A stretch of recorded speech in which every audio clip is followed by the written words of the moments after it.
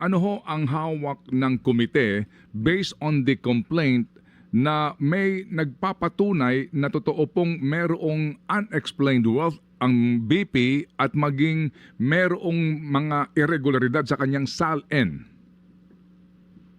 Well, right now, Manong Ted, no? Ang hawak lang natin ay yung naging manifestation ni Congressman Ridon, if you remember. Magandang araw o gabi sa inyong lahat. Dito sa video na ito, makikita niyo na walang ebidensya. Walang mabigat na ebidensya. Kundi walang ebidensya kahit mahina ay wala. Binubudol lang kayo ng allen na ito. Sa paratang ill-gotten wealth sa SALN ni BP Sara. Sa kabilang dako patong-patong at harapang nakalokohan ang ginawa ni Bongbong Marcos sa pondo at ari-arian ng Pilipinas. Na hindi na matukoy saan na napunta. Na tila dismiss kaagad ang impeachment case ni Bangad. Wala tayong maasahan sa mga buwaya. Kahit blanko ang papel sasabihin nilang may ebidensya. Pakinggan niyo mabuti paano kayo ipinapaikot ng Justice of Committee ng Kongreso. Ma'am, hindi ho ba ang mga grounds po para po sa impeachment ni VP Sara kasama yung unexplained wealth at saka daw po yung violations sa SALN, di po ba? That is correct, Manong Ted. Okay. Ang claim po ng kampo ni VP Sara, na dito po sa aligasyon na ito, wala ngang ultimate facts. At ito nga daw po based on speculation and built on conclusion. Ano ho ang hawak ng komite based on the complaint na may nagpapatunay na totoo pong merong unexplained wealth ang BP at maging merong mga irregularidad sa kanyang SALN?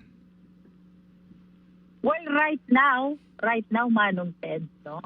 Ang hawak lang natin ay yung naging manifestation ni Congressman Ridon, if you remember, the two SALN which were shared during the determination of sufficiency in substance of the third and the fourth impeachment complaint. No? Narinig niyo ang tanong ni Manong Ted. Ano ang hawak niya na magpapatunay na may irregularidad sa SALN ni BP Sara? Ang sagot ni Luistro ay SALN din. Ang manifestation ni Ridon na dalawang SALN. So ang sinasabi mo ang ebidensya sa SALN ay SALN din. Ginagago na lang tayo ng Kongreso. Makababayan, panoorin niyo naman itong mga clip. Na inipon ko na harap-harapang pangloloko ni Bangad. Sa taong bayan. Pagnakaw ng pondo ng bayan at pagbenta ng iba't ibang ari-arian ng Pilipinas. Na hindi na alam saan na napunta ang pera. Unang ebidensya. Ang pagnakaw sa 60 billion pisong PhilHealth funds. At alam niyo nung kinuha ng Department of Finance yung 60 billion na pera ng PhilHealth na hindi naman nagagamit ay dinala sa national government. Pangalawang ebidensya. Ang Maharlika funds. Saan ito nagamit? At saan na ang natitirang pondo?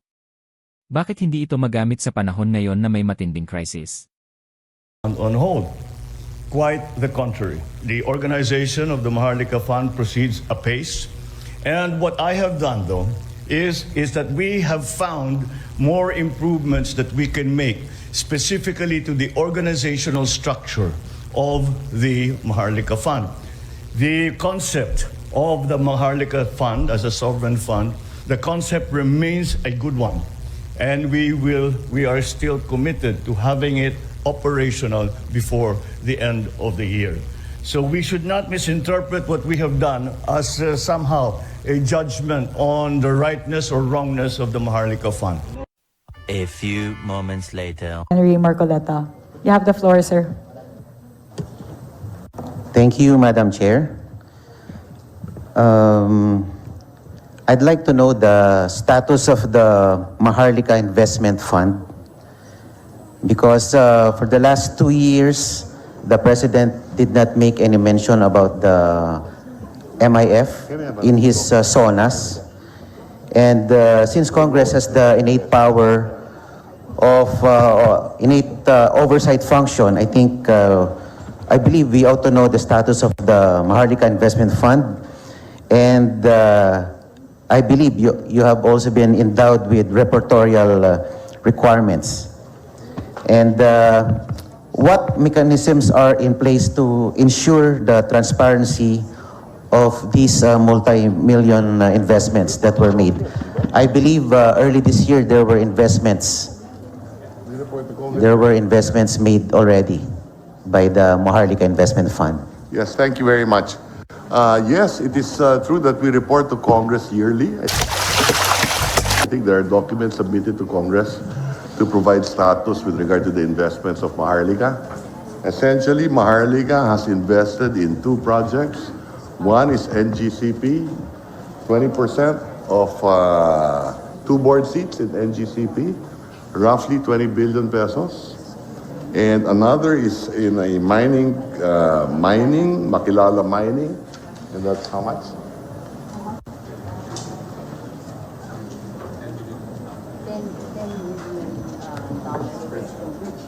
A bridge loan right now of roughly $10 million. The balance, there's 75 billion available. The balance is with Treasury. Ikatlong ebidensya. Pagbenta ng Philippine Gold Reserves. Nabenta na yung ginto. Asan na yung pera? Bongbong Marcos, saan mo ito ginamit? Hindi po ito milyon. Bilyong-bilyong piso ang pinag-usapan natin dito. Yung binenta po nating gold reserve ng Bangko Sentral ng Pilipinas, walang malinaw na paliwanag bakit ibinenta. Halos 30 tons, 30 tonelada ng ating gold reserve ang ibinenta ng pamahalaan sa ilalim ng Marcos Jr. Administration. Record high din po iyan. Saan nila ginamit yung perang pinagbentahan ng ating gold reserve? 30 tons. 30 tons ng ginto. 30 tonelada ng ginto. Ang dami po nun. Pero, sabi nga ninyo, noon, hindi pwede. Dahil natatakot, nag-iilang, hindi kakayanin. Pero ngayon, bakit hindi magpila ng kaso sa Pilipinas? Ano ho yan? Nakita natin, sabi mo, may katibayan tayo sa 15. Ayan, kay Doktora Fortun. Andyan, meron nakikita, marami ho kasing komplikasyon ang pag-iimbestiga ng ganitong kaso. Di ba lalong komplikado kung kakalat ka rin pa hanggang dahig? Mas madali na dito. Isang katulad po niyan, yung ballistics. Pag may nangyari pong pagyayari na may binarel o may pinatay, ang dapat po dyan, yung scene of the crime preserved, yung ballistics kinukuha. Wala man ballistic report, wala man police report. Kaya pinabayaan po Ito yung talagang nangyari sa atin na napakatagal na panahon na wala na nga gumagawa ng real evidence. Lahat po testimonial evidence na lang. Kaya nagkakaproblema po talaga ang justice system. Yun po yung kinokorekt namin ngayon, ma'am. Paano nyo i-correct yan kung cold file yan? Di cold file lalo pagdating sa Amsterdam. Kasi pahaba yung panahon. Kung walang katibayan, walang physical evidence, kahit dalhin mo, kaladkarin mo yan sa ICC. Yung sistema ho ngayon. Sa opinyon ko, ito ang isa sa mga dahilan kung bakit magkakabutas ang impeachment case ni VP Sara. Kasi sa administration ni Bongbong Marcos, ininsulto nila ang hudikatura ng Pilipinas. Magaling magsalita si Boying Remulla, dinadaan niya sa sindak. Ngunit kung susuriin ang sinasabi niya ay mahuhuli natin ang paglililang niya. Hindi ako sang-ayon sa sinasabi ni Boying dito, pero sakyan lang natin ang sinasabi niya. Ang sinabi niya may kapalpakan sa scene of the crime. Wala daw ballistic report. Wala daw police report. Hindi na preserve yung scene of the crime. Bakit mo sisihin yung hudikatura? Ang sisihin mo yung police department. Hindi trabaho ng justice system ang magkolekta ng basyo ng bala. Hindi trabaho ng justice system ang sumulat ng police report. Bangag ka dito, Boying. Ulitin ko, hindi ako sang-ayon sa sinasabi niya. Maraming pong police report ang ginawa ni Senator Bato noong nasa PNP pa siya. Pero ang punto ko dito ay napakalaking insulto sa sistema ng hudikatura ng Pilipinas. Ang mga paratang ni Boying Remulla. Kung ako ay abogado at parte ng Hidikatura ng Pilipinas, hindi po ako papayag. Naparatanging palpak ang justice system natin. Makababayan, wala po tayong aasahan sa hearing ng Kongreso. Bias na po yan. Kahit blankong papel tatawagin ito sufficient ground. Pero sa kataas-taasan na hukuman hindi nila pwedeng isang tabi ang pagtrato sa impeachment case ni Bongbong Marcos. Sa pagtrato sa impeachment case ni BP Sara, na mas mabigat po ang mga ebidensya ni Bongbong Marcos. Ngunit siya pa yung na-dismiss. Tapos yung kay BP Sara naman na walang pang ebidensya kundi hearsay lang ay pasado na. Ang pag-insulto nila sa Hudikatura ng Pilipinas ang siyang bubutas sa impeachment case ni BP Sara.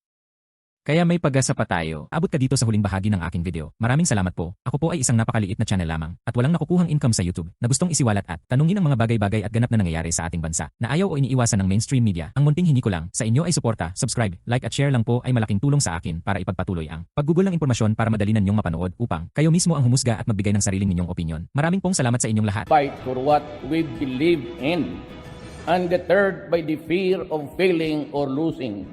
Indeed, courage knows no limits. Cowardice does.